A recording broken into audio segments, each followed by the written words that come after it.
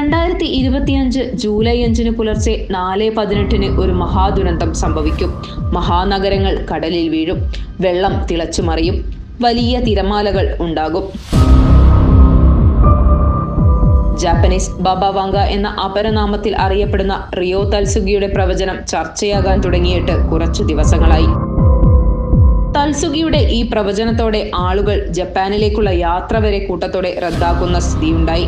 തന്റെ സ്വപ്നത്തിൽ കാണുന്ന കാര്യങ്ങൾ എഴുത്തിലൂടെ ലോകത്തോട് വിളിച്ചു പറയുകയാണത്രേ ബാബ വാങ്ക. കോവിഡ് വ്യാപനവും 2011 സുനാമിയുമൊക്കെ നേരത്തെ തൽസുഗി പ്രവചിച്ചിട്ടുണ്ട് എന്നാണ് ഇവരുടെ ആരാധകർ അവകാശപ്പെടുന്നത്.